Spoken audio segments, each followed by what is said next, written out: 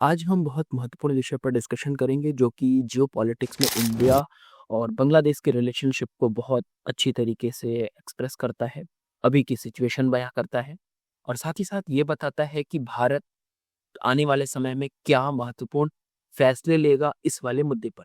तो सबसे पहले समझते हैं मुद्दा क्या है। मुद्दा ये है कि बांग्लादेश की सरकार ने एक एक्स्ट्राडिशन नोटिस भेजा है। डेफिनेटली एक्स्ट्राडिशन इसमें अ, उनकी प्राइम मिनिस्टर शेख हसीना का है जो अभी बांग्लादेश में इंटरिम गवर्नमेंट है। उसने लगभग 23 दिसंबर को, अगर मैं एक्यूरेट हूं तो आज से 10 दिन पहले ये नोटिस भेजा गया था, जिसको भारत ने अभी तक सिर्फ एक्नॉलेज किया है। एक्नॉलेज का मतलब समझिए क्या होता है। एक्नॉलेज का मतलब इन्होंने सिर्फ कहा है कि हाँ, एक एक्स्ट्राडिशन का नोटिस आया हुआ है, शेख हसीना जी का एक्स्ट्राडिशन हमारे पास, हमने उसे रिसीव किया है, बट उस पर क्या एक्शन लेना है, क्या शेख हसीना को वापस बांग्लादेश भेजना है या फिर क्या प्रक्रिया अडॉप्ट करना है इसको एग्जीक्यूट करने के लिए, इस एक्स्ट्राडिशन जो नोटिस आया है इसको एग्जीक्यूट करने का क्या फॉलो अप है, इसके बारे में कुछ नहीं बताया गया है। तो इसी बारे में आज हम डिटेल में डिस्कशन करेंगे। साथ ही हम ये समझेंगे कि अगर Bharat, if India, for example अगर भारत एक्स्ट्राडिट कर देता है शेख हसीना को, तो भारत को क्या चैलेंजेस फेस करने पड़ेंगे, और अगर भारत नहीं करता है तो क्या चैलेंजेस फेस करने पड़ेंगे। इन सभी चीजों को बहुत ही आसान शब्दों में समझेंगे और ये भी समझेंगे कि अभी का जो सिचुएशन है वो किस प्रकार है और इस समय किस चीज पर बहुत ज्यादा महत्व देना चाहिए भारत सरकार को। तो चलिए समझते हैं। सबसे पहले, Bangladesh must understand that Sheikh Hasina must have a fair trial. अब भारत डेफिनेटली चाहेगा कि अगर भारत उनको वापस भेज रहा है बांग्लादेश, तो एक बहुत ही फेयर ट्रायल वहां पे होना बहुत जरूरी है। आप समझिए कि जिस हिसाब से अभी बांग्लादेश का क्राइसिस चल रहा है, बांग्लादेश में इंटरिम गवर्नमेंट जिस हिसाब से रिस्पॉन्ड कर रही है हर चीजों को लेकर, बहुत डिफिकल्ट है ये समझना कि शेख हसीना के साथ एकदम जो फेयर ट्रायल है वो हो पाएगा। बहुत सारी एजेंसीज, स्टेट एजेंसीज हैं, इनको इन्वॉल्व होना पड़ेगा इस चीज को एकदम कंप्लीट अच्छी तरीके से कंडक्ट कराने के लिए। साथ ही साथ India has neither aided, India ने कभी किसी चीज के लिए एड नहीं किया, ना अबेट किया है, ना सॉलिसिट किया है इस तरीके की चीजों को, जो कि शेख हसीना के ऊपर जो आरोप लगाए गए हैं वो कभी भारत ने नहीं कराए। डेफिनेटली उनका इंटरनल पॉलिटिकल इशू है, वो लोग जाने। India is not either responsible for each anything anything like, कोई भी चीजों के लिए भारत ने कभी एड नहीं किया, ना अबेट किया, ना सॉलिसिट किया है, बिल्कुल नहीं किया। But still as like a partner nation, अगर मैं बात करूं, अगर हमने जो ट्रिटी साइन करा था, लगभग ट्रिटी जो हमारी साइन हुई थी, ये हमारा ट्रिटी साइन हुआ था 23 बेसिकली 2016 में। इसमें अमेंडमेंट किया गया था और 2013 में पीएम शेख हसीना की गवर्नमेंट के साथ ये एक्स्ट्राडिशन की ट्रीटी हमने साइन किया था। और इसी ट्रीटी के तहत ये जो नोटिस है भेजा गया है, जो इंटरिम गवर्नमेंट है मोहम्मद यूनिस का, इसी के तहत भेजा गया है। और ये चीजें क्लेम करी गई है कि एक्स्ट्राडिशन के तहत जो प्राइम मिनिस्टर शेख हसीना है वो भारत उनको लौटाए। लेकिन साथ ही साथ इसका सिर्फ एक्नॉलेजमेंट किया है भारत ने, एक्नॉलेजमेंट किया है। और इस एक्नॉलेजमेंट के चलते भारत ने कोई रिस्पॉन्ड नहीं करा है, तो बांग्लादेश इसको इस तरीके से ले रही है कि इंडिया इस रिटर्न नहीं करना चाहती है, पहले तो ये बोल रहे हैं। और साथ ही साथ ये बोल रहे हैं कि बांग्लादेश इंटरिम गवर्नमेंट एडवाइजर ने ये चीज क्लियर कहा है कि हमारा ये ऑब्जर्वेशन है that they have made political decision that they will not return to हर।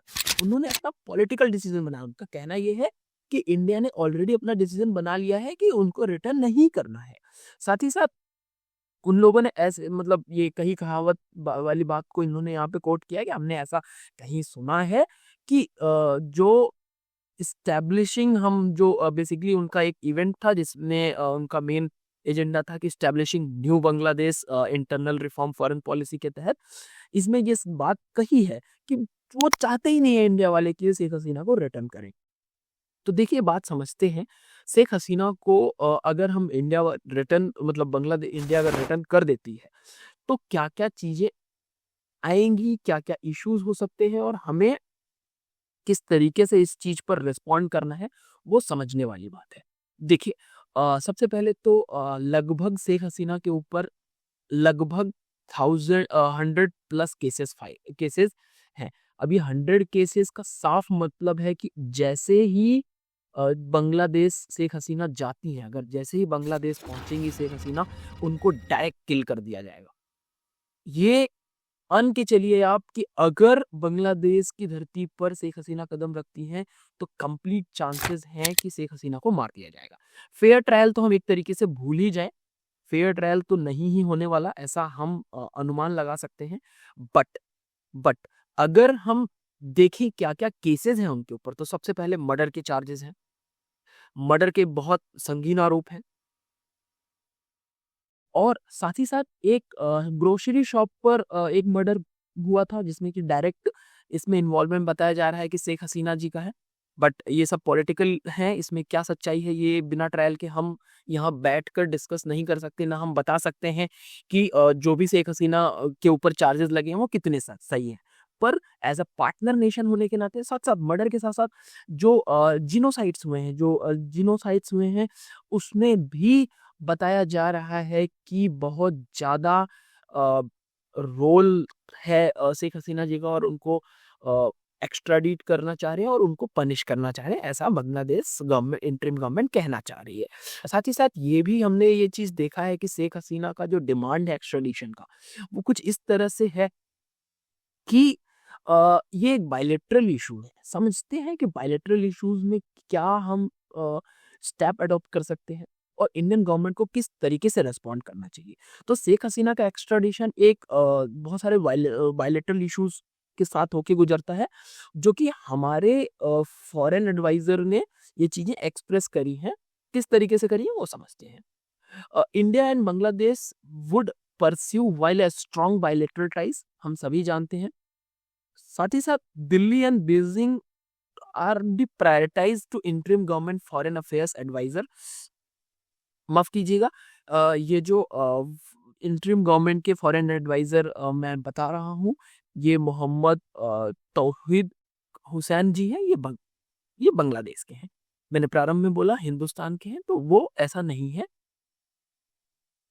तो आगे बढ़ते हैं, समझते हैं कि क्या बातें हैं। सबसे पहले तो Hasina 77 has been living in India since 5th of August, हम सभी जानते हैं। और वो भारत आई थी, जिसके साथ उन्होंने स्टूडेंट लीड प्रोटेस्ट और बहुत सारे जो इश्यूज हैं उसको फेस करते हुए बांग्लादेश में क्राइसिस हुआ था। हम इतनी अभी तक इस कहानी से वाकिफ हैं। अब साथ ही साथ बांग्लादेश जो एक ऑर्गेनाइजेशन बिल्ड किया था, जिसे इंटरनेशनल क्राइम ट्रिब्यूनल बोलते हैं। इनका जो मेन इशू था कि जो भी बांग्लादेश के लोग हैं, जो पाकिस्तान के फेवर में है, या फिर 1999 वाले इंसिडेंट के बाद जो पाकिस्तान को सॉफ्ट तरीके से देखते हैं या फिर सपोर्ट करते हैं या फिर बांग्लादेश को क्रिटिसाइज करते हैं, या इस तरीके से समझें कि इसका मेन काम ये रहता है इस ऑर्गेनाइजेशन का कि वो एडवाइस करे मिलिट्री के साथ मिलकर, सिविल ऑफिशियल के साथ मिलकर, जो क्राइम अगेंस्ट ह्यूमैनिटी और जीनोसाइड्स हैं उसको फेवर करने वाले लोग, या फिर जीनोसाइड्स को करने वाले लोगों को के अगेंस्ट ये लोग क्या करते हैं, एक्शन लेते हैं। और इसी के तहत एक्स्ट्राडिशन जो है हसीना का एक बहुत इंपॉर्टेंट इशू बन जाता है कि अगर इस इशू के इंटरेस्ट को अगर हम समझे, if we have other issues of the interest as well, we will pursue them simultaneously.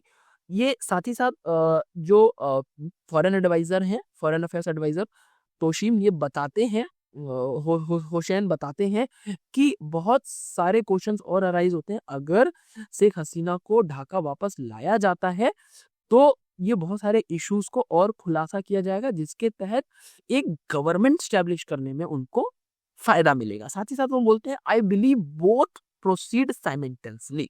अब समझते हैं इस बात को। देखिए, बांग्लादेश और भारत बहुत इंपॉर्टेंट टाइज हैं, बहुत ही इंपॉर्टेंट टाइज, हमारे बहुत स्ट्रॉन्ग ट्रेड रिलेशंस हैं।